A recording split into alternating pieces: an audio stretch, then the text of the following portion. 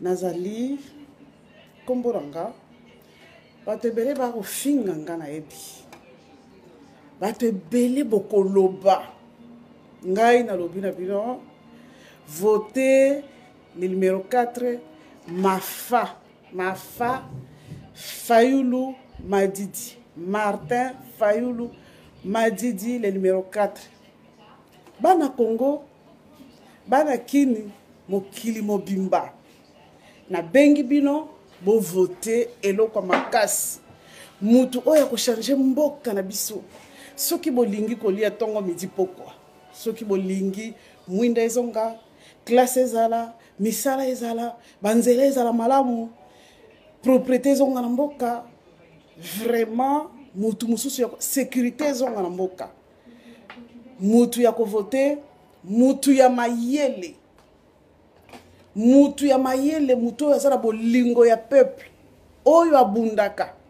oyo azalaka te ki alobi likambo lelo lobi amati na vi akimi azalaka na marche te ye abundaka atambolaka soldat du peuple Martin Fayulu Madidi bo voter ye massivement totikali na 5 jours le 30 bana Congo bana Kasai Martin ayaki na mboka na bino te parce que boyebi ndenge kaka campagne na ye elekaki na kati ya mikakatano abandaki yango na retard et puis en plein campagne ba empêchaki ye vraiment kotambola bo voter ye ezate ke alingi bino te mais ba condition e permetaki te aya bisika bozali bosala te ke parce que songolo pakala azali ya bino mutu yo surtout Martin aza pe ya bino Martin aza ya mokili mobimba ya Congo mobimba soki nasali video oyo lobi namonaki na video namonaki na Facebook bato bazoloba ke Martin Fayulu azali homosexuel navandi na réfléchir na lobi mais mutu oyo abimisa phrase wana pour la première fois ezali journaliste moko na kombo ya Luaka Bwangu excusez nga kombo na yebi penza na prononcer yango malamu te bato bayebi ye azalaka na États-Unis na mona ki ye kala azalaka journaliste ya Pareko alongwe na Pareko akomaki journaliste ya Kamere alongwe na Kamere nakomi komona ye na Fachi azali député azoluka akoma député mais comment yo journaliste mobimba okende kovanda kaka po moni ke mutu na yo peut-être azala kati ya bafai azomata te o inventé makambu olobi ke Martin Fayulu azali homosexuel natanga ba classe lokola yote peut-être ozala ba classe ya koleka ngai mais zwa dictionnaire bokota na Google bobeta mo homosexuel veut dire quoi namoni batu bazoloba azo homosexuel balobi azo homosexuel biso toza ba chrétien homosexuel ko diriger biso te mais boyebi signification ya homosexualité comment muto ko zala homosexuel azali na mwasi azana bana bobenga ye homosexuel mais ba classe yango bosala na komi na badoute nango na komi vraiment na badoute nazana niveau ya étude ya yo Luaka Bwangu te na monaka yo mutu ya liboso otiaka likambo wana ke Martin Fayulu azali homosexuel mokolo ya liboso Martin Fayulu asalaka Beni moni plein omoni danger olobi tika na salir otie homosexuel mais bato balanda yo te eleka na monaka déjà mais si connaît komona politico journal monene politico CD et récupérer yango po bamoni ke azali ko kenda zo promettre alinga koma après liboso nzambe Yezu après ye tokokoloba na minute oyo na Congo eza Martin Fayulu bolobi kaza homosexuel ngai na tindi bino kaka bozwa bobeta Google bozwa ba dictionnaire ba Larousse ba nini bino batu botanga bozwa ba diplôme boloba ka ba français ngalo baka na kaka lingala na tindi bino bopesa ngai signification ya mot homosexuel veut dire quoi. Donc ya makama lukuta soki boloba ki atake azali bi na kwa ko ndima ke peut-être Martin Fayulu azali bisexuel parce que azana mwasi tout le monde a vu mwasi na camerounaise les kakawa et moi c'est Martin Fayulu azamu paya moi c'est Martin Fayulu azana ban na Martin Fayulu soki oloba ki atake azali bisexuel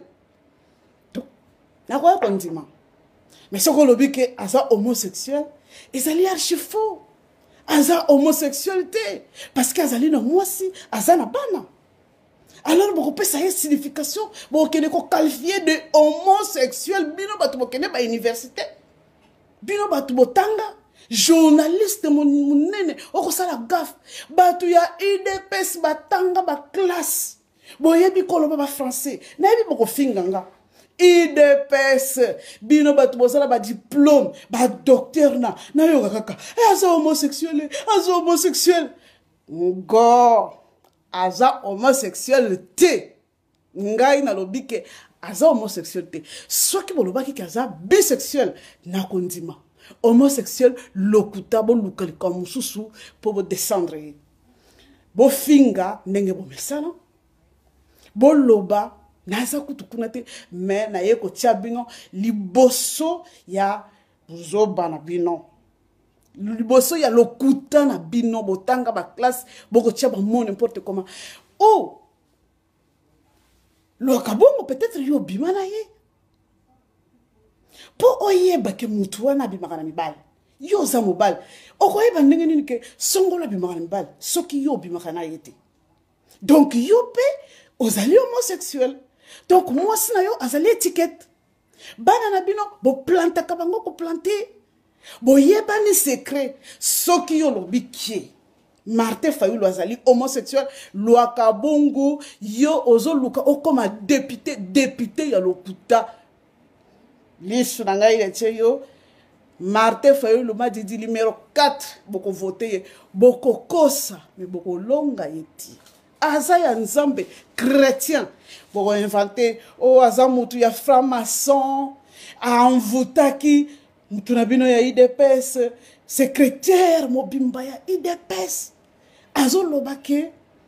ba envoutaki président na ye na Martin Fayulu mais yo président mutu ko diriger mboka munene lokola Congo ba envouté yo na mutu moka o sala n'importe quoi mais ce qui m'a pesi yo bokonzi ya mboka Congo mais ko sala ba dégâts. Alors ba Congolais bo fungola miso bo yeba nani boko pesa vote na bino le 30 décembre. Le 30 décembre Congolais fungola miso ko lingate ko pesa responsabilité ya vie na yo ya avenir ya bana na yo ya bakoko na yo na batu oyo bakoyi ko envoûter ye a signer lelo lobi a retirer ce qui a commis des envoûtés a retirer après accueillir kozwa babo konzinyo sotu ya mboka apesi na mopai azui défense apesi na mopai azui infrastructure apesi na mopai azui banque apesi na mopai azui justice apesi na mopai azui sénat apesi na mopai Congolais totika kozala ba aveugle bo lamuka Congolais lamuka Congolais lamuka na français balobi debout Congolais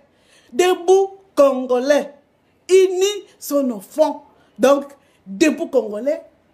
lamuka na pongi pesa avenir na yo na maboko ya muto azali responsable pesa avenir na yo na muto ya tanga pesa avenir na yo ya bana na yo ya bakoko na yo na muto yo moni vraiment akoki ko diriger mboka sans qu'azala envoûté bakosa yo te ke Martin Fayulu azali homosexuel, bokende ko vérifier signification ya mot homosexuel na dictionnaire ou na Google bobeta ezali makambo ya lokuta. Tout ça pona ko bebisa réputation ya mutu asambelaka babengi ye bakombo nyoso ya mokili ti bamoni kaka ke azokende na bana mike bayembele banzembo congolais les 30 bokende massivement ozala mu Congo muluba muswahili mungala les 30 vote na bino na irresponsabilité vote na bino ezala vraiment dirigé na mutu oyo azali responsable na mutu oyo azali na mutu likolo ya mapeka mutu wana kombo na ye Martin Fayulu Madidi. Numéro 4 responsable azana mwasi azana bana aza homosexualité asambelaka asimbaka Bible aza mutu ya franc-maçon te liboso balobaki ke église ya Philadelphie elongoli ye na église après bakomi ke azali franc-maçon yo oza mutu ya franc-maçon te okoyeba ndenge nini ke mutu wana azali franc-maçon soki ye aza franc-maçon soki Martin Fayulu aza franc-maçon yo pe oza franc-maçon ndoki nde mutu ayebaka ninga na ye ndoki yo oza ndoki te okoyeba ndenge nini ke ntela pumbwaka yo obimaka na yo na Martin Fayulu te yo okoyeba ndenge nini ke Martin Fayulu azali homosexuel. Bisexuel, ça veut dire mutu oyo azalaka attiré na deux sexes. Akoye kozala attiré na mobali comme akoye kozala attiré na mwasi. Soki bolobaki ata bisexuel je pouvais kondima. Homosexuel mutu oyo azalaka attiré na sexe oyo ye moko azanango. Soki ngai mwasi babengi nga homosexuel donc elingi kolakisa nazalaka attiré na moninga nanga mwasi na baninga nanga basi na kokozala attiré na bala mibali te. Donc botika balokuta wana eloko nazalaki na ngwa koloba yango wana natiki bino bofinga na bino ngai ndenge bomesala na ko répondre te parce que ezali éducation na ngai te. IDPS botika lokuta luakabungu botika lokuta luakabungu tika lokuta eloko nazalaki na ngwa koloba yango wana le 30 décembre rendez-vous na urne Martin Fayulu Madidi. Mutu ya mayele atanga azoko battre record. Soki bopesi mboka makambo nyonso ezongi na ordre.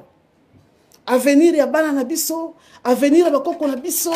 avenir na biso. Lumumba na biso yeyo. Telema congolais, debout congolais, lamuka congolais. Ingeta Martin Fayulu Madidi. Bye bye. Eloko nazaki na ngwa koloba bino ngwa na tiki bino. Bye. Joyeux Noël na bino surtout.